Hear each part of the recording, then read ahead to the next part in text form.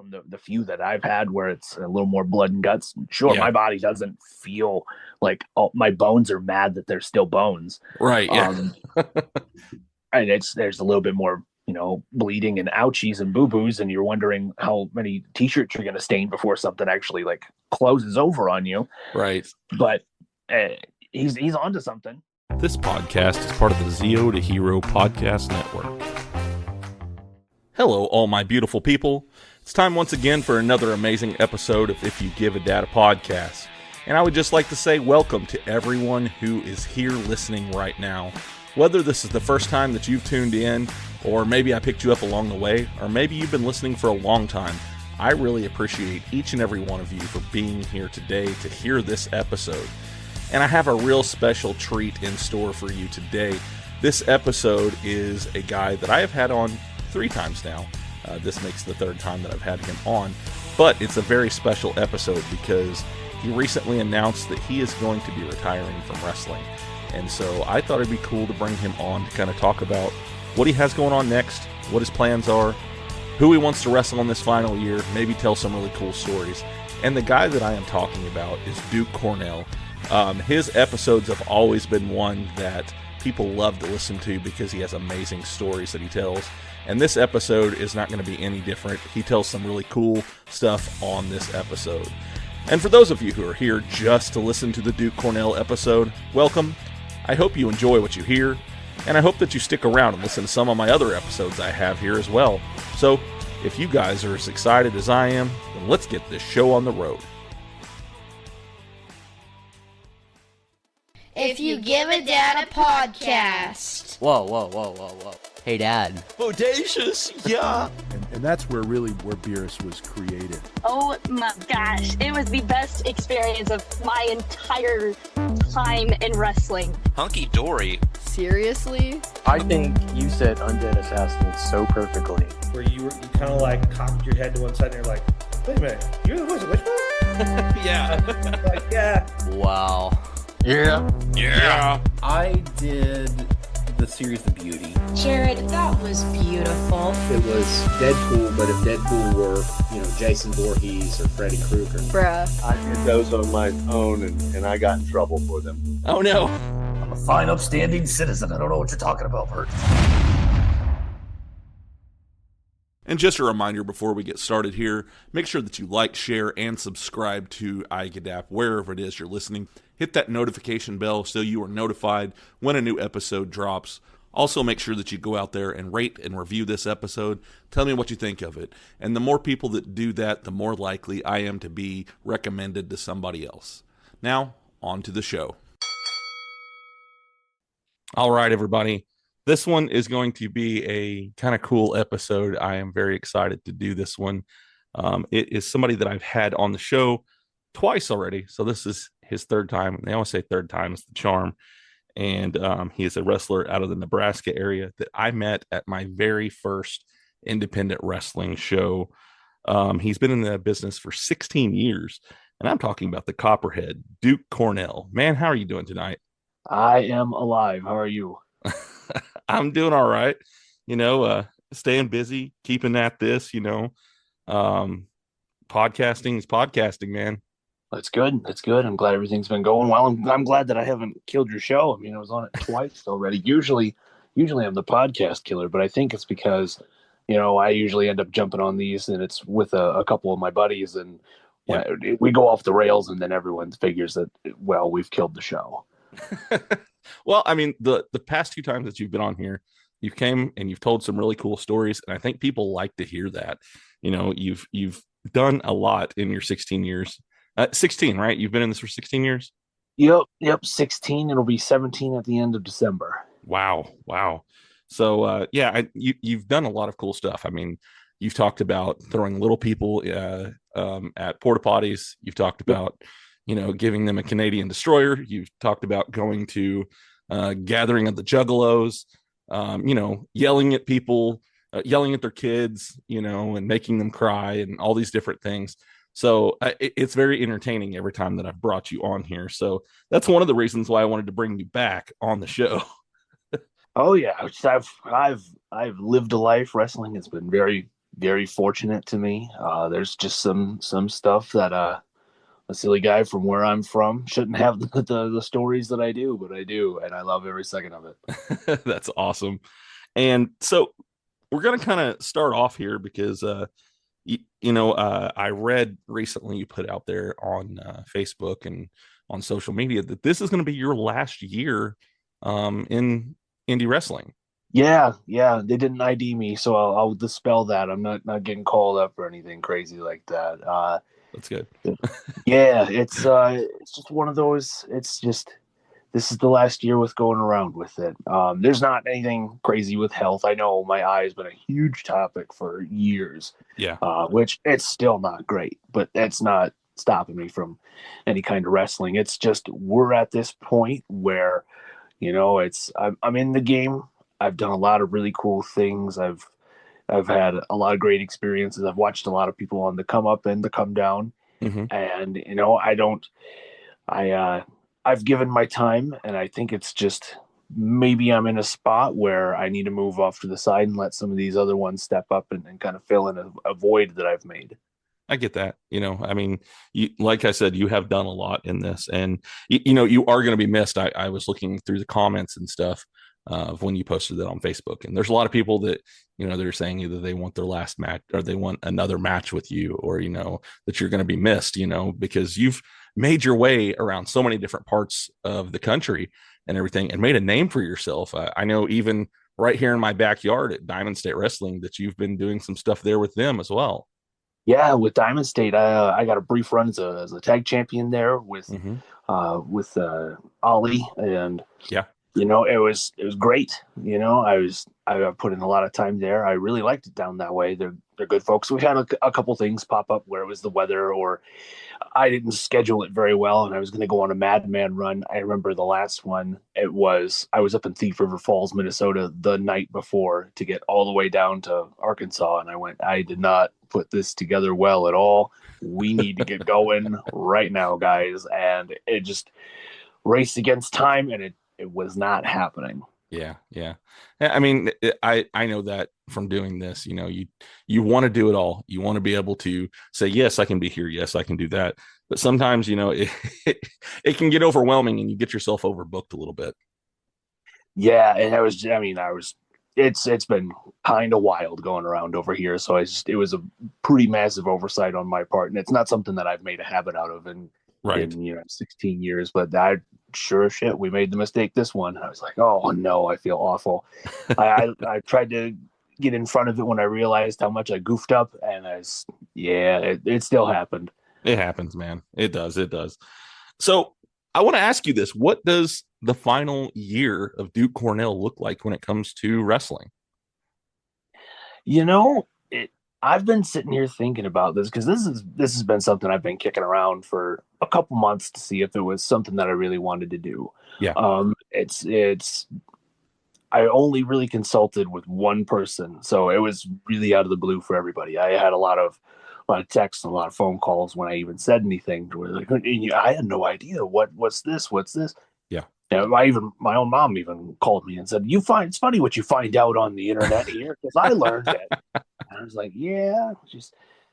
So, only one person I really talked to about it. And I was originally just thinking about calling it Closed Shut Case there on that last weekend that I did a double shot. But then I thought more about it, and I was like, you know what? I think we're just going to ride out this year. And I don't want to say ride it out like I'm just hanging on and not having a good time, because I am. I'm having a great time with everything I'm doing. I got a lot of cool things lined up, But really, this year, because I spent so much time on the hustle and the grind and making sure I have a name, and I do feel like I have pretty good stock, because I know I could walk to whatever show with a bag of merch and gear in the other hand, and I could go to the promoter and I'd tell them who I am, and I know they'd find a spot. And that's something I was told really early on when I started training with who I started training with, that you're going to be at an absolute uphill climb to where it's almost a 90-degree incline, because my trainer wasn't really liked in the area. So gotcha. I was like, all right, cool. Let's start climbing this wall directly upward. And I've hit a spot where I can safely just walk in and I can find work.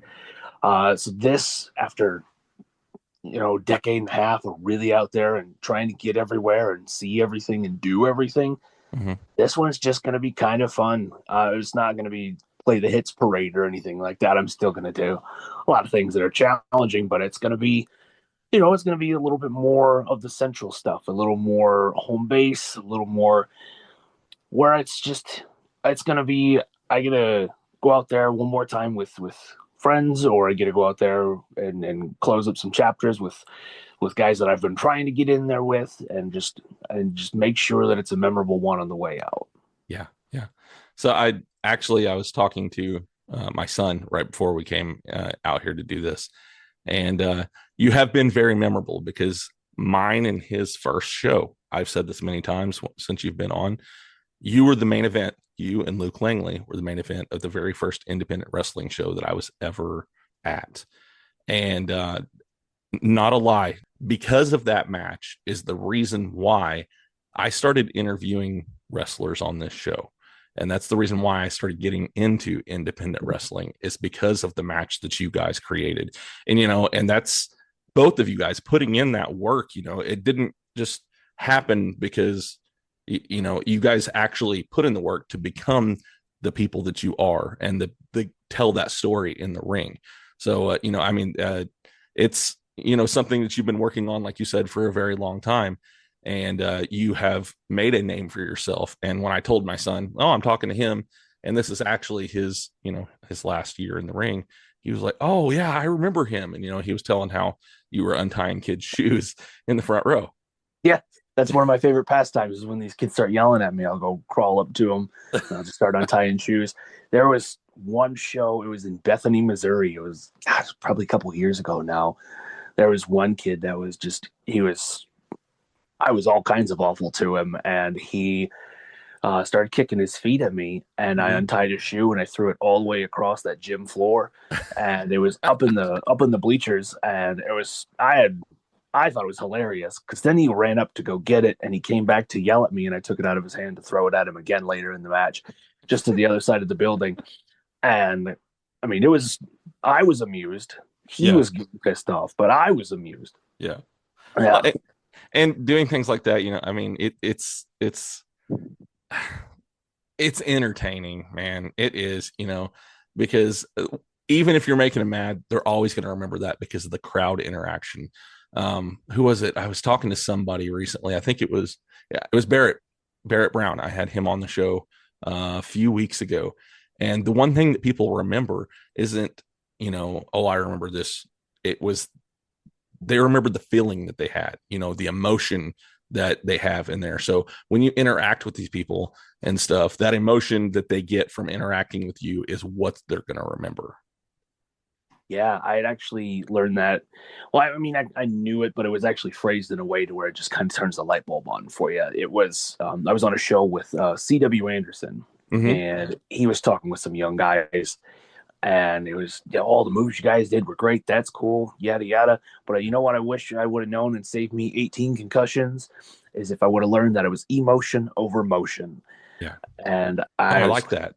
And I went, wow. That clicks. Like, I knew that everything is built around moments, because just the classic example there when it comes to Rock Hogan. Could I tell you the finish of it? Absolutely not. No. Could I tell you the first few seconds of that match where they're nose to nose and they're looking the other way, and the electricity that comes from that moment? Yep. Oh yeah, absolutely. I can. Because that's what everything relates to. That's what all this is for, is these moments. And that if you can make them feel, you can keep them. Kind of like with you and your son, what Luke and I did that night, we made you feel something, and it got you invested in it. You remember us for that. Do you remember that we did a do-si-do on the outside from the ramp, and then there was a clothesline and there was cake on the floor? No, but you remember that I went and untied shoes and we had a good match. Right. Oh, it really does come down to the emotion of it as being the most important part with this. Yeah. And, I'm learning that even watching, the main product or the WWE or AEW or any of that, there's tons of matches that I remember just small snippets of it, but it's the moment, and I like how you said that, the emotion over motion. I've never heard that saying before, but man, that really works, and that's probably the best way I've heard it put.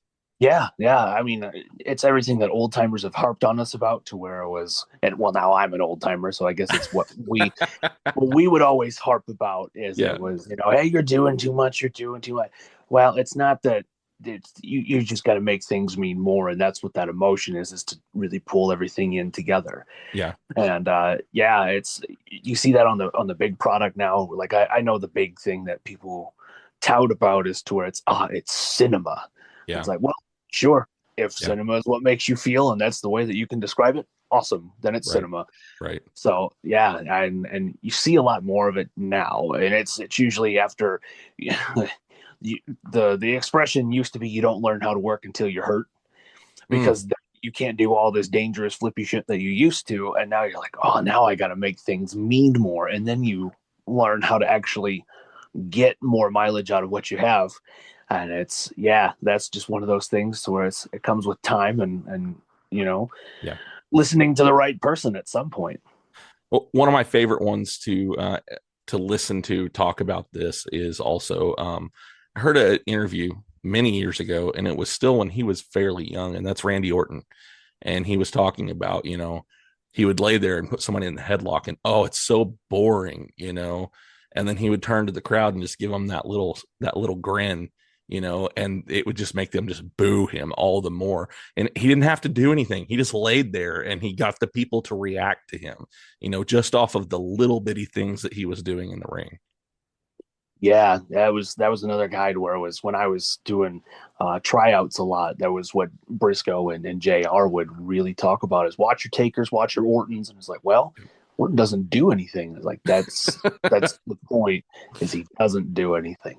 Oh, that's how you get him to come along for the ride. I get it. Yeah. And there was a way that even his headlocks were just different than anybody else's, because he didn't bury his chest into a guy's back, and he'd put his side into it so he could show off his chest. And he had this whole where he could show off this big frame of his, and he could just look big on television for 2 minutes while it's this boring hold.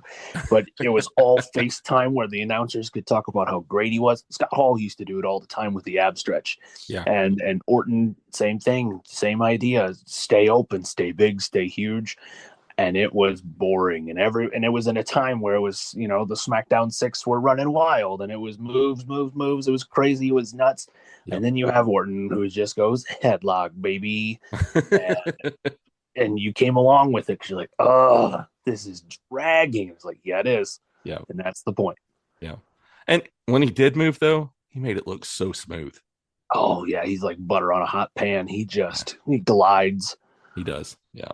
Yeah. He's probably by far one of my favorites when it comes to, if you go with WWE and stuff, and the way he does his moves, I really like that. Oh, he's a stud at this. It's unfair how good he is. So what would you say is your favorite heel move to do? Would you say it's untying the shoes, or do you have one that's your go-to to get the crowd just to come after you? I would say probably my fail safe is to start messing with people's shoes or grabbing their drinks. Yeah. I try and ridicule them. Yeah. But then they start shouting over me. So it's like, all right, so the words aren't working so much. So now I just need to start picking on them. Yeah. It's, moving their chairs on them. It's taking things from them and walking away 8 or 9 feet just to mildly inconvenience them. Stealing shoes.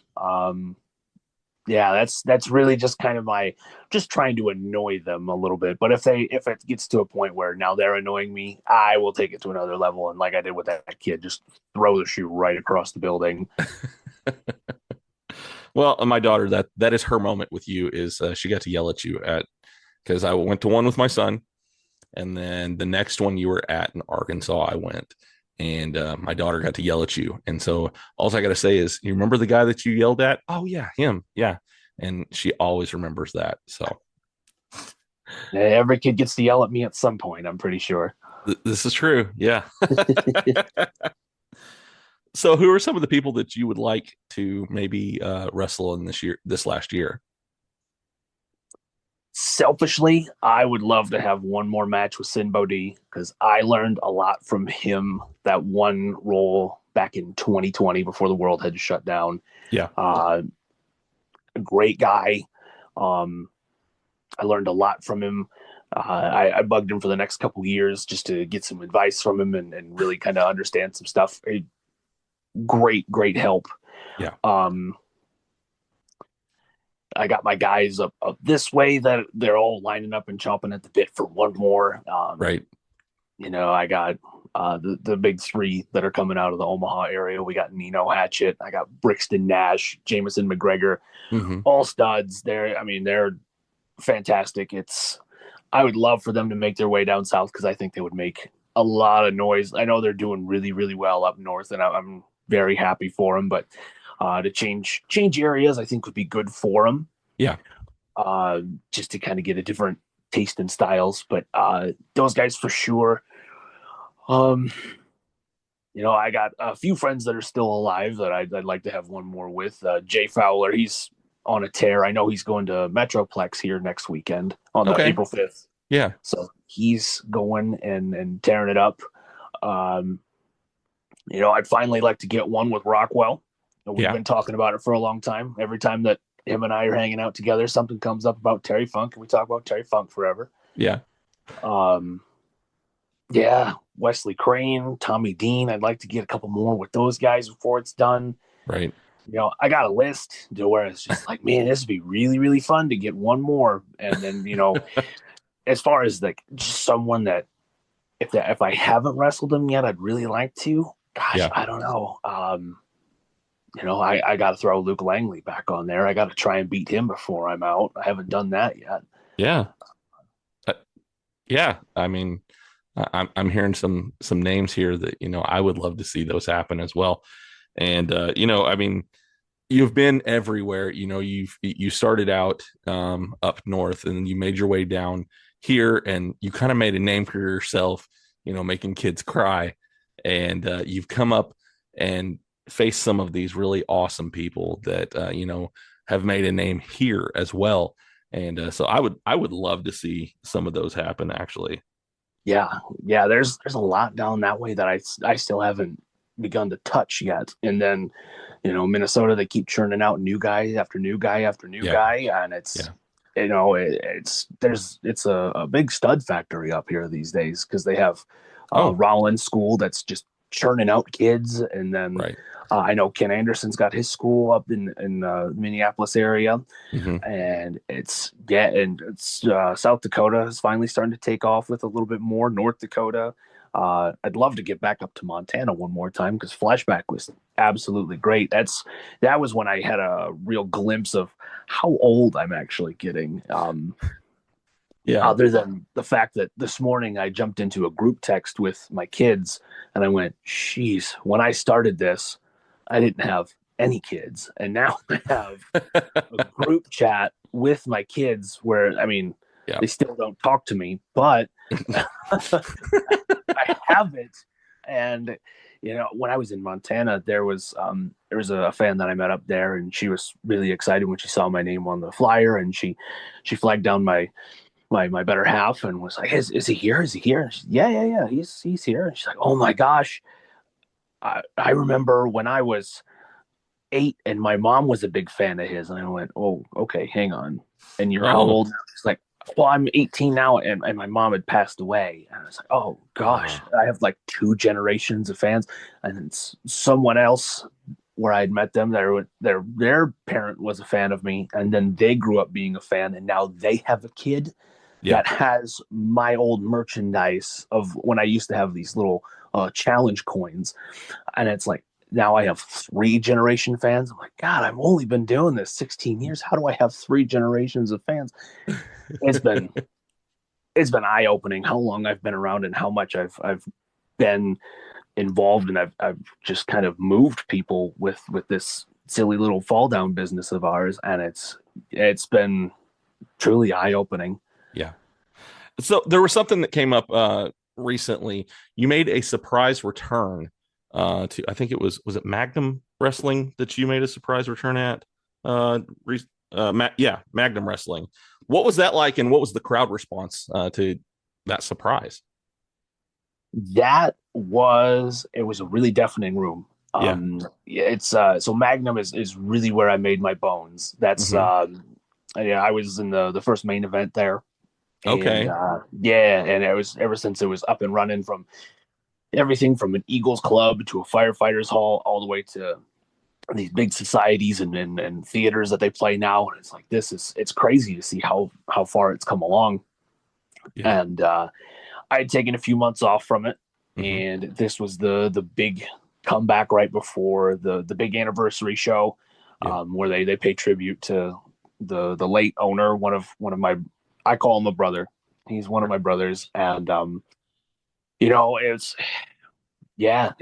was crazy. I didn't expect, because I hadn't been around so consistently. Yeah. And the company's been around so long. There's been so many waves of fans to where I only remember a few, and I can only recognize a couple people. Right. But they knew who I was. They knew what I was about. And it was crazy. It was pretty electric. I had no idea it was going to get that loud. I was hoping they would remember me, but it turns out they never forgot me. That's cool. I was like, this is great. So we had a great time with that. Well, I did. The guy dropped on his head. No, Anthony probably didn't care too much for it, but yeah. So I know from past conversations with you, you were just talking about Seth Rollins' school up there. And I know that you had said that your name might have been in the hat for somebody that was suggested for these new guys to kind of go on the road with. Have you been able to work with any more of the guys up there in that area, and any of them that maybe you see as somebody to watch out for? So more recently, I have not had the opportunity to, gotcha. Just because a lot of them have spread out toward Chicago. Gotcha. Because that's where more of the action is if you got to go more east or you got to go south. If you go west, it's very quiet. There's not too many feelers on the radar to look over that way. Yeah. So a lot of them made the really smart call of heading over to Chicago, or they stay right there in that little hub in the corner there of Iowa and Illinois, to where they can kind of just really hone it until it's time. But otherwise, it's not going to be much of a surprise that the one that's really come out and made a lot of noise out of that school is going to be one called Manders. And he's been doing a lot of overseas stuff. He just won the 16 karat over at WXW. He's been killing it. It's crazy to think of, to where I was at one of his first shows, and we were changing in the back of this little 8x12 trailer in 110 degree weather on the street in Des Moines. Yeah. And he's sitting there and he's super excited because it's one of his first matches, and he's really, really jazzed to be there. And I was just like, man, if you can sit here in this trailer and still be excited, you're probably going to be okay. And then to just watch him take off, and everything with GCW that he was doing, and now he's overseas, and there's Will Ospreay's talking about him on Twitter, and it's like, oh my gosh. Yeah, he blew up. He put in that work. He put in a lot of miles. He's, I know how much of that sandwich he had to eat before he got to any actual flavor, and I'm very happy for him. That's cool. That's one guy I want to punch each other in the face. I'd love to have that one before I get out of here. Hey, and maybe we'd get a chance to see it still. Never say never. Yeah, I'm not ruling it out. I know he's got a couple dates where he's not running around in other countries, and maybe we just pin him down, and him and I can go beat each other up for a little bit. Yeah. So there's a video that I want to talk about, that I want to know the inspiration behind it, and it's really cool. I think as soon as you put it out there, that I think I sent you a message about it, telling you how much I really enjoyed it, and that's your promo video with the "Take My Hand." Where did you draw inspiration for coming up with that? And it's still really cool. I watched it like 2 or 3 times today, actually.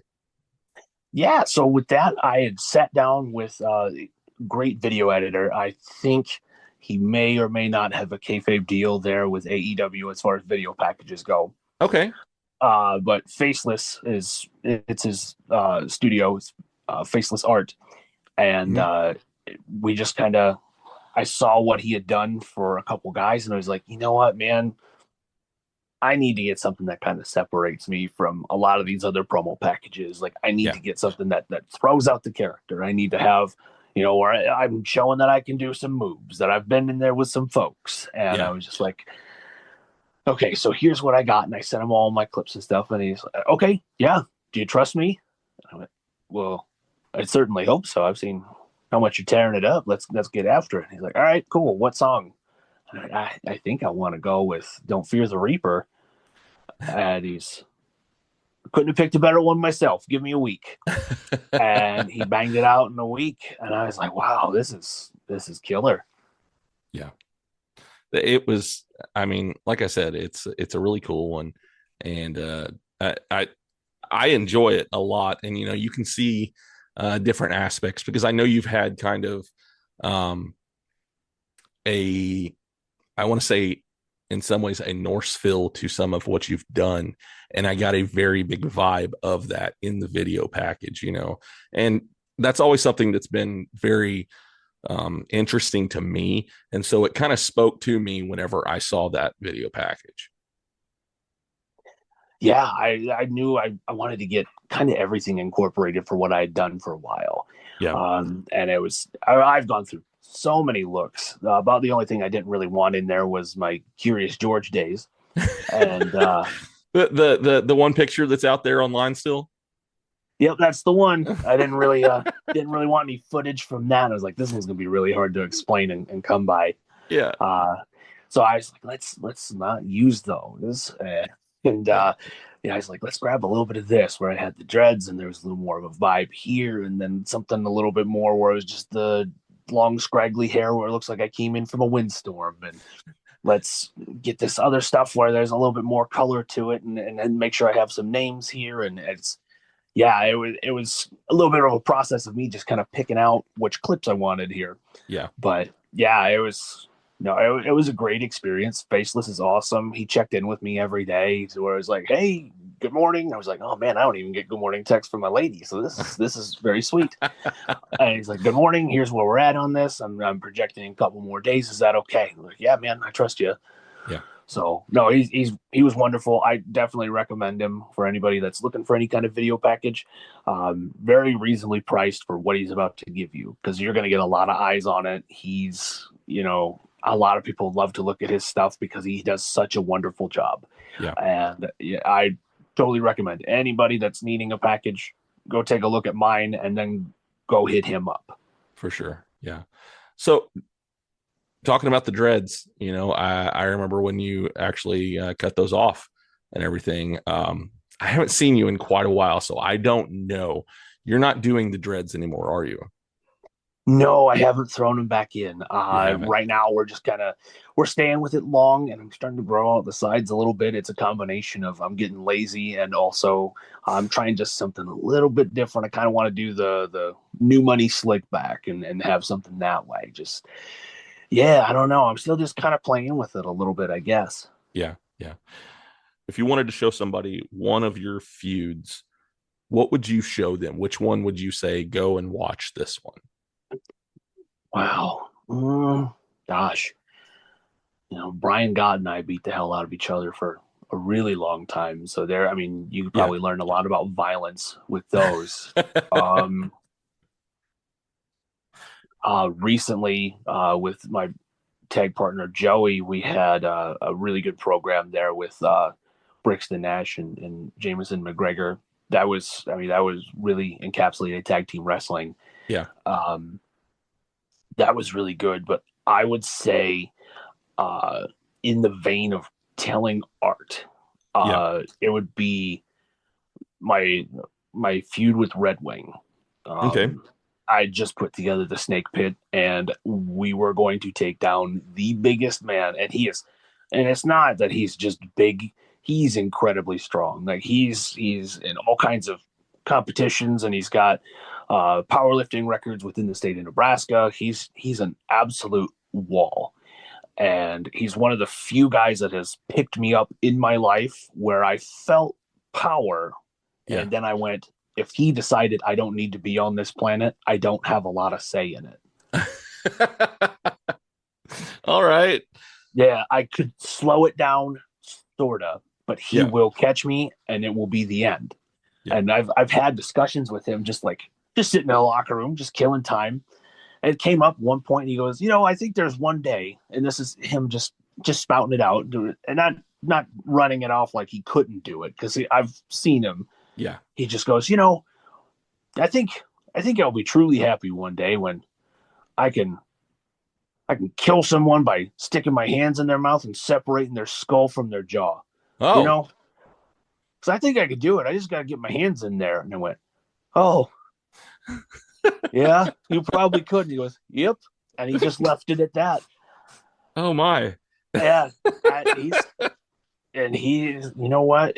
Everything he's ever set his mind to, it happens. So the day that he decides someone doesn't need to be on this planet and that's how he's going to do it, they don't have much of a choice other than when. And it's not a big window. So this kind of plays off of that same question, when I was talking about a feud that you would like to show people.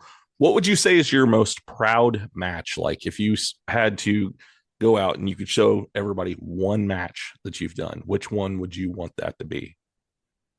It's going to have to be either one of them that I did with Red Wing or what I did with Madman Fulton back in 2020. Okay. And that one, I mean, it's a great match, but particularly it spoke to me on this level to where it's leading into this match. I had separated a dog fight at my home. Oh, okay. One of them is a Australian Shepherd, and the other one is a pit bull. Oh, okay. And two males, one's fixed, one's not. Yeah. They decided they didn't like each other. Uh-huh. And so I don't know what the exact thing was, but I heard them tearing into each other, and I'm trying to rip the Shepherd away, and the pit bull's coming back. Yeah. And I just went, I'm left-handed, so I dove my right hand into the mouth of the pit bull to get him away. Ooh. And chewed the ever-living hell out of me. And I gashes all over my hand. I had to about ready to just pass out from the adrenaline, just getting sick from it. Yeah. It was bad. It was awful. And so I wrapped it up and I tried to just exist for a few days until my hand just started throbbing and throbbing and throbbing. Yeah. And I just went, oh God, this is terrible. I need to go and run off to the hospital. That was a whole experience to get help. And I could go on for that. But what ended up happening is I had an emergency incision and drainage where they stuck this big McDonald's straw in my knuckle. Okay. And they just let all of this pus ooze out. And this is about 2 weeks out from this match with Fulton that I've been training for so long, because I had fought and campaigned to have this opportunity, and they went, cool, we're going to give it to you. And so you watch that match back, and my hand is so taped up and packed tight. Yeah. From all the scars, and it's not in a great spot. And I've been running antibiotics for a week and a half. And if you run antibiotics hard, you know what it does to you. Right. And I'm in the gym and I can't grab anything. I can't do much. So now I'm just attaching cables to this soft cast. And I'm just doing everything I can to just train. Yeah. I was like, I'm not missing this fucking match because this dog decided to eat my hand. And then him and I proceeded to go 25 minutes. And, this was right before he was getting his big shove on TV, to where they were like, we need to see that he can do more than 4 to 10, because that's kind of all we used him for. Yeah. Yeah. So now there's footage that he can go 25, and it's with me, who's running on 70% because things aren't going so hot. Right. And we absolutely tore it down. And I have people still coming to me to this day like, hey, I watched this match 5 years ago, which it's super awesome when you have to use almost your other hand to count back how far people remember you. And it's like, oh, I'm that old. Cool. But yeah, just that one was like a big staple to where it really spoke to how much I wanted this and how hard I would work for these opportunities.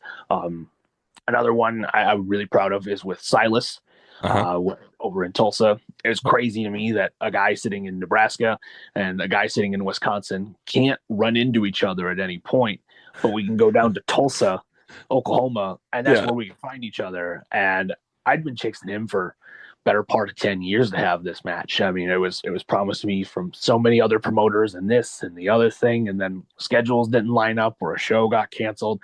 And I was like, am I ever going to get this match?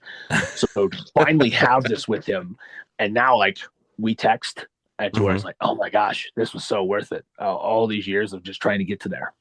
That's so cool. Man, you've had such an amazing career, and you have so many great stories, you know, and that's one of the great things I like about having you on the show is you always have these amazing stories to tell. So I have a question here that I've started asking on the show quite a bit, and I've gotten some funny answers here. But what is the weirdest thing that you've ever been asked when it comes to either a fan or maybe even in wrestling? Oh, weirdest thing I've ever been asked. Gosh, how do you pick one in 16 years? You can do a couple if you want to. Yeah, I mean, that's up to you. I mean, the gathering all around was really weird. Yeah. I mean, somebody getting, you know, cups of, you know, waste thrown at them. Yeah, that part where they had to have a family meeting to say, don't throw shit. Yeah. And they didn't mean just things off the ground. They meant actual cups of poop. Yeah. That they didn't ask me directly to not do that, but the fact that I had to sit in on this family meeting was very weird. Yeah. Oh gosh, the guy trying to get us to break his arm for $300. Yeah. On the drug bridge. You know, I don't know. Maybe I'm desensitized to the weird because I've been around for so long to where it's locker rooms of guys running around with clippers hoping someone will shave their back. Yeah. So like the bar for weird is kind of in a different spot, I guess. I get that. Yeah, I would say, yeah, right there. It's with the clowns is where it was really weird. Yeah. Yeah. I don't know. Gosh. It all seems just normal at a certain point. Yeah, but definitely the clowns was an out of world experience. I stepped into a whole other thing on that one. From my standpoint, it almost seems like that whole thing is just completely unsafe. You know, yes. All right. when I went, yes, I'm sure there's things that have changed exponentially because they've had more time and more repetition to really kind of hammer things down. Yeah. But when I went and Sid Vicious's kid is stuck in the woods in a van full of people with no seats, and it's people in clown makeup in the middle of the night because why not? Because pro wrestling. Of course, yeah. The throwing feces at each other. That one, you know, I don't think that's happened again. I know they've had to do things where they had to throw the hedgehog, the fat dude that used to do porn. What was it? Ron Jeremy. I know they threw him off one gathering because they were done dealing with him. Yeah. So I mean, there's some emotional maturity that happened on that one. That's good. So, yeah, as far as like other stuff like that, I feel like it's probably safer. But when I was doing all of this, and I saw something from Eric Stevens today where he was talking about, you know, indies in the 2000s to 2010s were awfully dangerous, and you know, you were wrestling in rings that were rectangles because people didn't have parts that lined up, and it was held together by duct tape and prayers, and you were running out of both. Yeah, and you could drive forever where there's no street lights, and you'd go beat the hell out of your body. And I was like, oh man, I'm getting nostalgic. Stop. Yeah.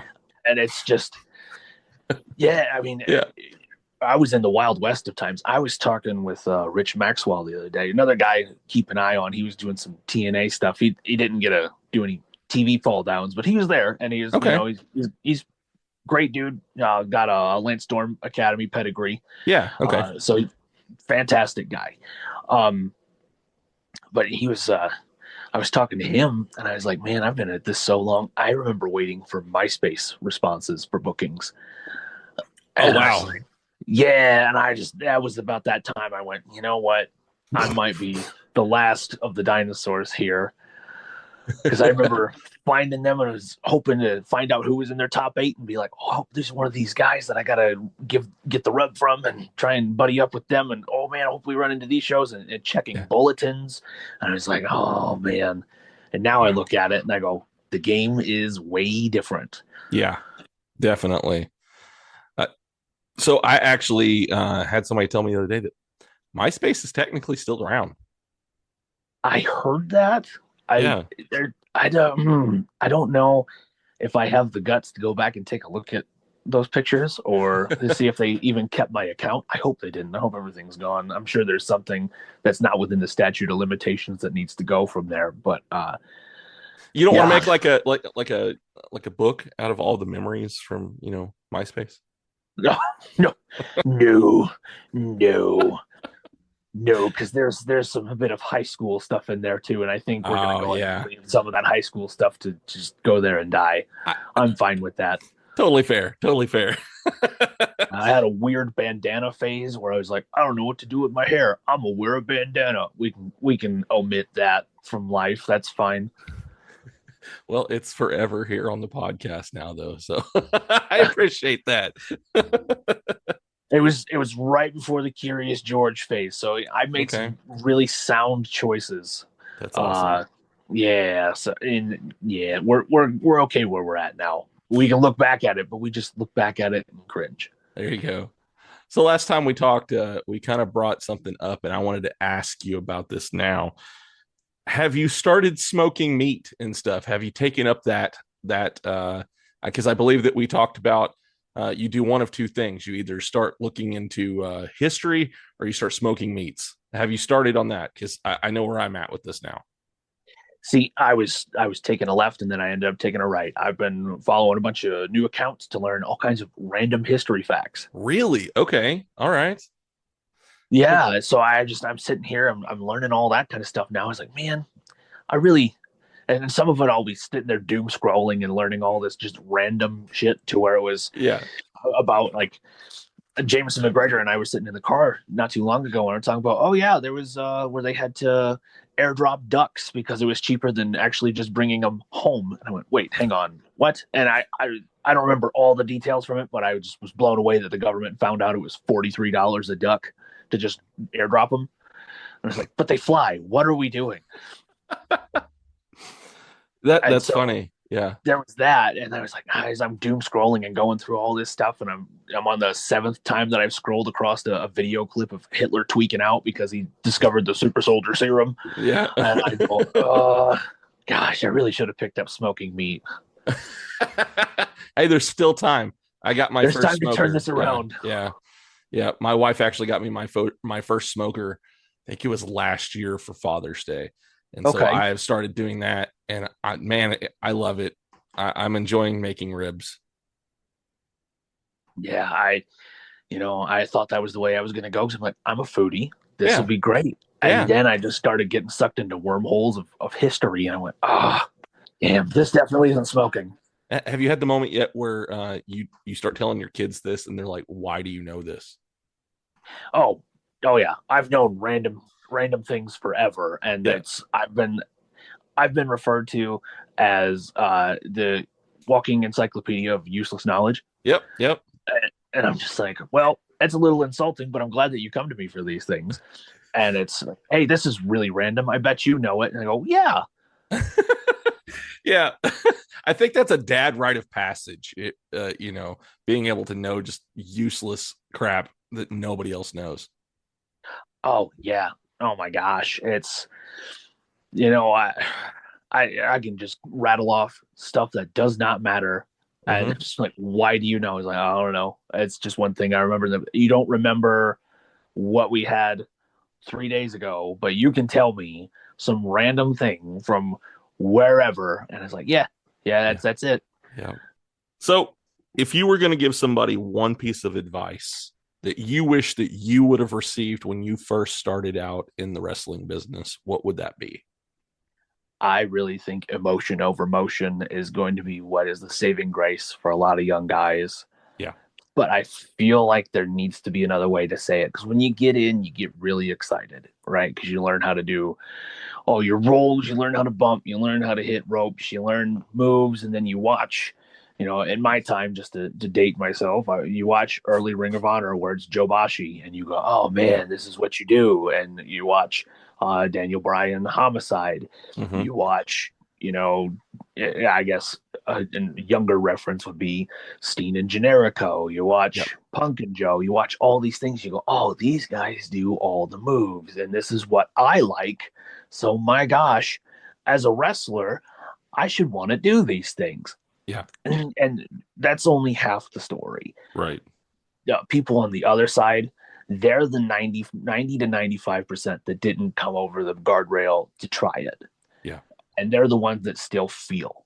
So you got to give them something to get invested in. Like, I can go out and do all the cool holds and switcheroos and whatever, and we can talk about all that cool stuff, and that's great. And the boys will like that kind of stuff. Wrestlers will appreciate that. Yeah. Promoters will appreciate you want to go do that work.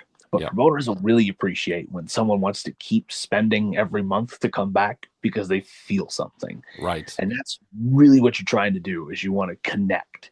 Yeah. And that's, that's a big thing that Tommy Dreamer is beat into people's heads. And I'm an advocate for it after a couple of our conversations.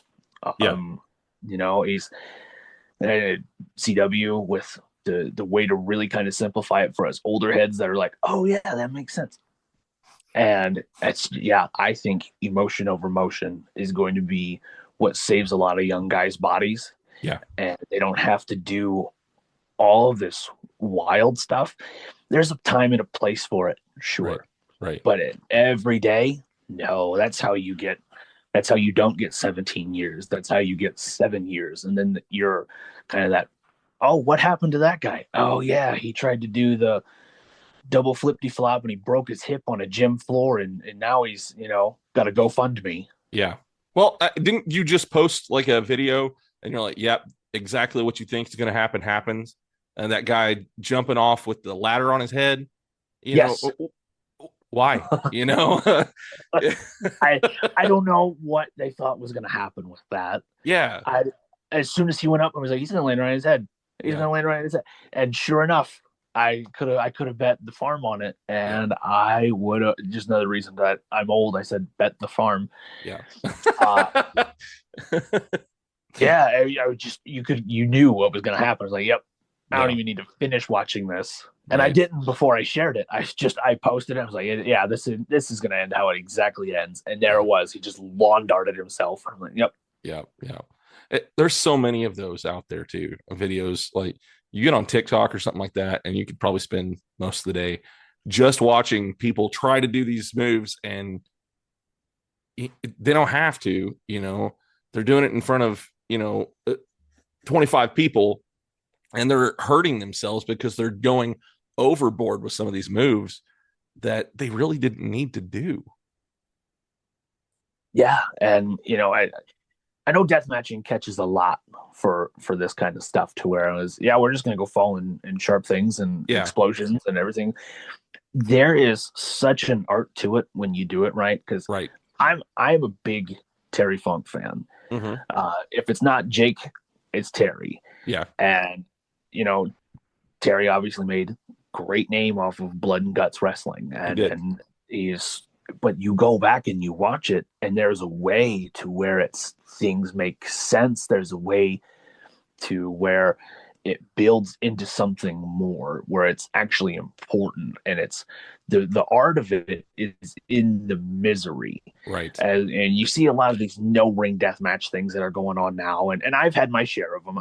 There's definitely not any taken away from it. There's a certain punk rock art to it. Right. And it feels pretty cool. The vibe of it is entirely different than anything that I do with any other wrestling. Yeah. And I enjoy it. Yeah. But just, you get guys where they go, okay, there's no ring, there's no rules. We don't have to try and actually portray anything because we're out here and we're just going to punch each other and everyone's going to ooh and ah. And then they say, twist his dick. And then, yeah, we all have a good time. And it's like, well, sure, there's that. But the point of what makes it crazy and wild is they're watching this, and then you now have to make them feel as you go along. Yeah. And the art is in the misery when it comes to that kind of stuff, because no one really runs around and gets stabbed with forks all the time. No one's been hit with light tubes. No one goes through a door. Like, it's just, you're trying to, now you've removed this guardrail and this any kind of distance for any kind of illusion, and now you have to give it to them in real time, and you have to make the misery the big selling point to where they go, oh man, these guys are really dying a horrible death out here. Yeah. Versus to where it's a bunch of guys, they're having a lot of fun, they're beating each other up for a little bit, and they get to do it in jeans as opposed to tights. Yep. So I actually had, I think that might have been last year, or might have been even the year before that. I had Dmitry Alexandrov on the podcast. Oh, I love him. And we were talking about it, and he said something, and I actually ended up naming the episode this, and he was like, death matches hurt less. He's like, yes, I'm getting cut up and stuff, but my body hurts less whenever I'm doing those matches, because it's a completely different thing, than what your normal match would be. Yeah, no, he's onto something with that. I don't disagree with that at all. I mean, from the few that I've had where it's a little more blood and guts, sure, my body doesn't feel like my bones are mad that they're still bones. Right. Yeah. And there's a little bit more, bleeding and ouchies and boo-boos, and you're wondering how many t-shirts you're going to stain before something actually like closes over on you. Right. But he's onto something. Yeah, he's definitely not wrong with that. I don't have nearly the bone structure damage. My muscles don't ache. Yeah. It's an entirely different art that you're trying to sell. Yeah. Yeah. Will you have any more death matches before you hang this up? I'm not going to say no. I don't have anything on the books right now. Yeah. But I know how wrestling works. As soon as something like this is put into the ethos, I'm going to get asked to do something. I didn't think I was going to have one last year at all. And here comes a crazy story for you. All right. So Mid Death Pro, it's the big one up this way. And they got booked for a company party. Okay. And so it's a restaurant that has like their brother, the owner's brother has this place called the Bat Cave. And it has, I'm going to do my best to try and depict this here for you. It has, the front half of it is a garage with 4 different show cars, and they're, nothing less than $100,000 show cars. Okay. You go back past the office, there is actual Prohibition propaganda posters from the Prohibition era. There's slot machines from the speakeasy times. There's a roulette wheel. There's all kinds of just stuff that you just don't see running around anywhere. Yeah. And so for this party, someone had booked a death metal band, a bounce house for the kids, 2 different food trucks, and there was a clown running around, and it was a costume party, but it wasn't Halloween. All right. So I have a no ring with Carver, and we're out here with a bunch of forks, doors. There's a paint scaffolding that we could throw each other off of. And we're doing this in front of Scooby-Doo, the birthday clown. There's a bounce house where kids are jumping behind us while we're bleeding everywhere. And there was a taco truck. I know this is wow. These are just things that it's only pro wrestling, and that's where I start. When you say what's the weirdest thing, I go, I don't know. I've seen so much. Yeah. There's so many crazy things, and that's why I really kind of want to sit down with a writer and put some of these stories together, because I've heard some wild ones. Yeah. And man, I've had some crazy ones myself, and it's just like I almost want to write it down before I forget.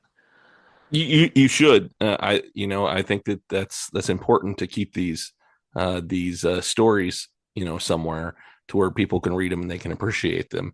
And I'm still trying to figure out how the bounce house and the kids fit into seeing death matches.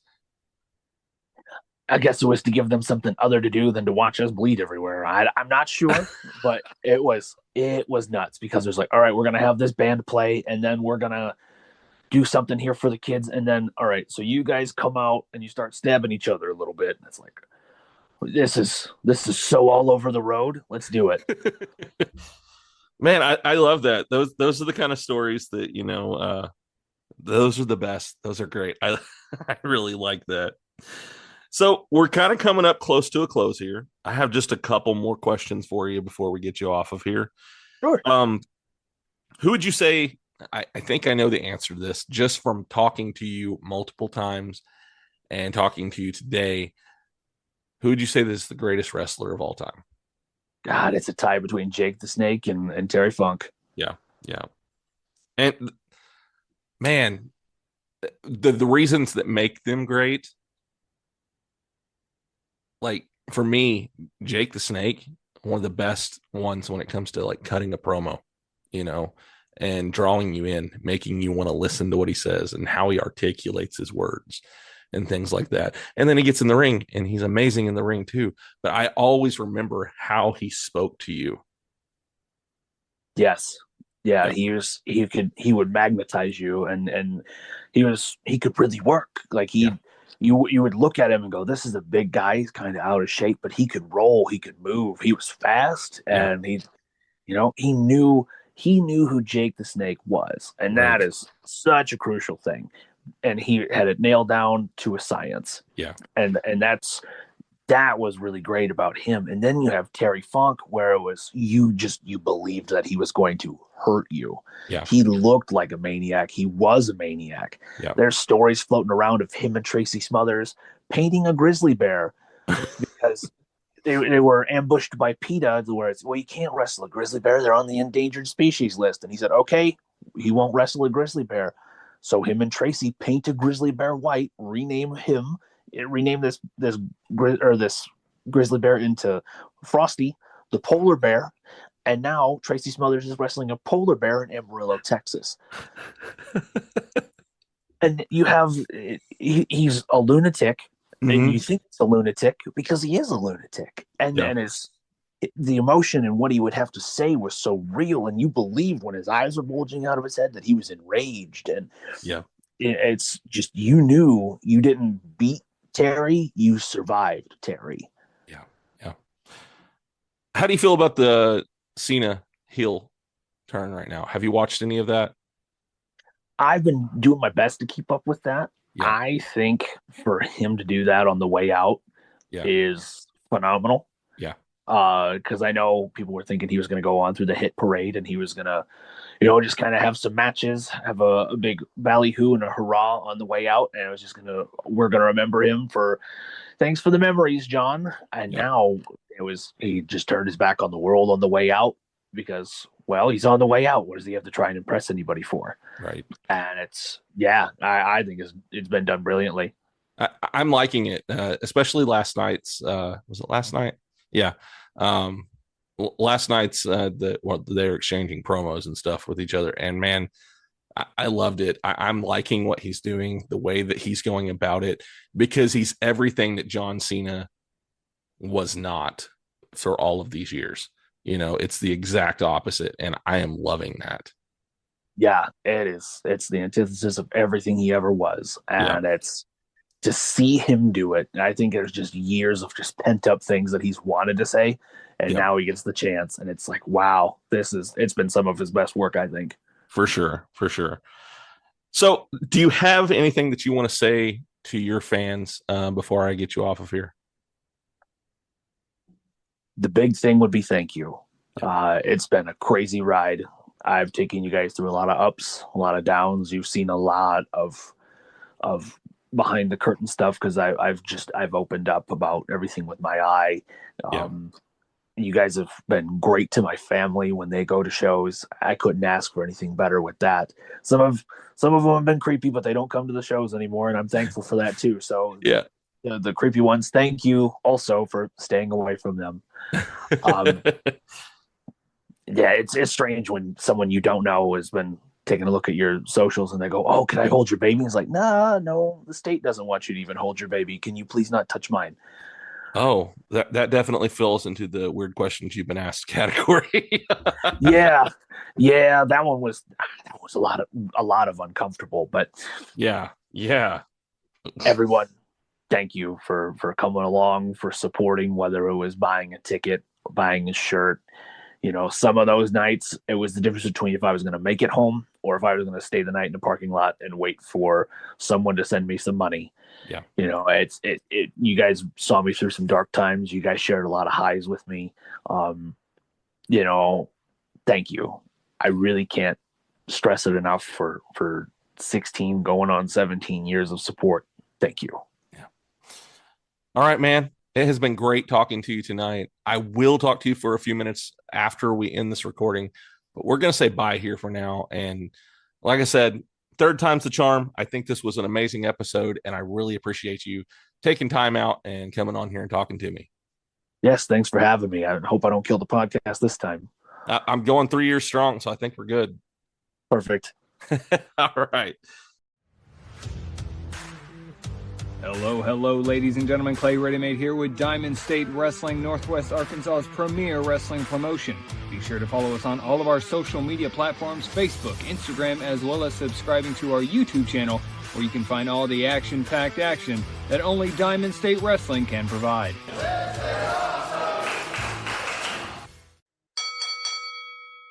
All right, everybody. I hope you enjoyed that episode with Duke Cornell. I really appreciate him coming on the show and talking with me again. He's always been a favorite guest of mine to have on the show, so it was really cool to be able to bring him back on and talk about all of this stuff today, about him, retiring at the end of this year, and then, all the different things that he wants to do in that time, and telling some more really cool stories in this episode. So thank you to Duke for coming back on here again and talking to me. If you want to find out what is happening next on If You Give a Dad a Podcast, you will have to wait until you see it on social media. I will be announcing who my next guest is on there. I usually do that about Friday. So be staying tuned to all of my social media. That way you can see who will be on the show next, as well as see some of the other cool stuff that I have going on, like events that I'm going to be doing or the videos that I have that come out. I do the Dad Joke of the Week video, and I do the nerdy discussions and some other ones that I'm planning on doing here really soon. I've got a few more ideas for different types of videos to be coming out. So if you guys want to stay up to date with everything, make sure that you're following me on social media. And you're asking me, Jared, well, how do I follow you on social media? Where do I find you at? I've made it really simple. All you got to do is go to the bottom of the show notes on this episode, and you can find my link tree that shows everywhere that you can find the podcast and everywhere that you can find me on social media. Go and follow me on all those different places. That way you can stay up to date with everything that is going on with iGadapp. But also, while you're waiting on a new episode to drop, make sure that you go out and check out my podcast networks that I am a part of, the OIW Podcasting Network and the Zio to Hero Podcasting Network. They both have amazing content, and you will definitely want to go check them out. If you enjoy my show, I know you will enjoy them as well. Also, if you'd like a t-shirt or a hoodie, make sure you go out there on my Etsy site, which is in my link tree, and get you one of those. That way you can represent this brand, and when people ask you, what is If You Give a Dad a Podcast, you can tell them about your favorite dad podcast that way. If you like the ending theme song on this show, make sure that you go out there and follow him. That is Decure. He made that for me a little bit over 2 years ago, and it's been amazing this entire time, and I am really excited to be getting him back on the show here in a few months. So be looking out for that. But if you like the way his music sounds, go out there and follow him. I have him in my show notes. Also, we'll be having some stuff coming up with Original Geek here soon. If you're listening to this on Monday, then we will be on Saturday at Heroes and Wizards Comics in Webb City, Missouri, from 12 to 4. Come out and see us. We are going to be signing autographs. We are going to be talking to people about the new book that we have that just came out, Vengeance 4. really cool stuff going on with Original Geek, so make sure that you are following everything that they are doing as well. I have all of their stuff tagged in my show notes, and we'll be having some more live events that are coming up here very soon. Also, make sure that you go out there and check out my brother podcasts, If You Give a Dad a YouTube channel, and If You Give a Dad a Cosplay.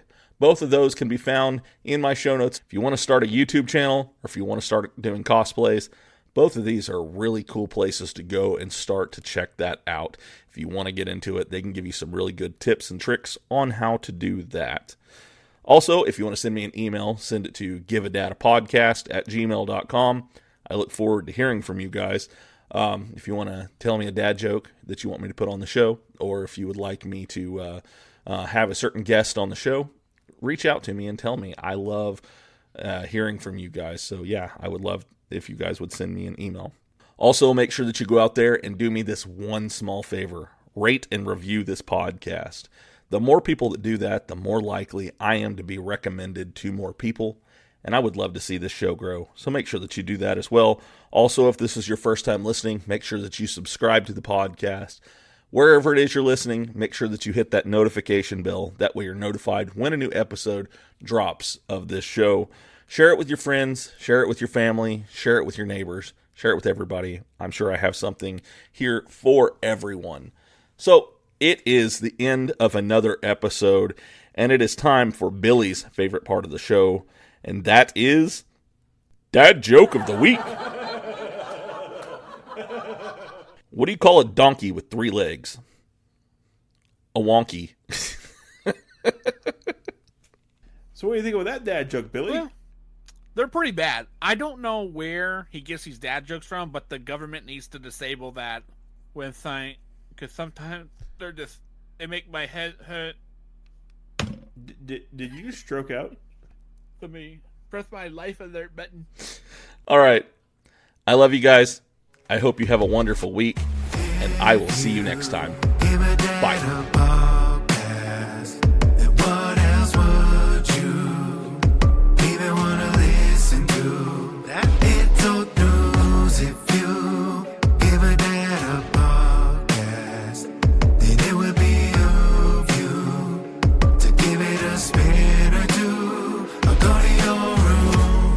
Room rounded, but I got a podcast on. He calls us beautiful people, then tells us who we have on. The best part of my day, though we're blacked out in my pods. Tell my friends all about it so that they follow along. And the host is kinda nerdy, but guess what, I am as well. I don't feel so alone, and I began walking out of my shell. Heard a story, I need a connection I haven't felt.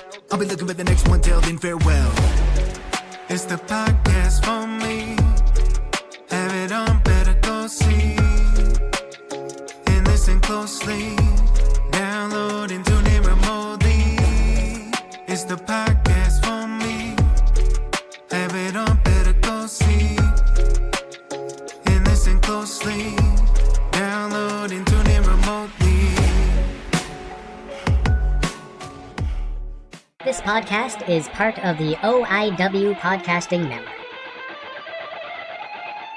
This has been an Original Geek production.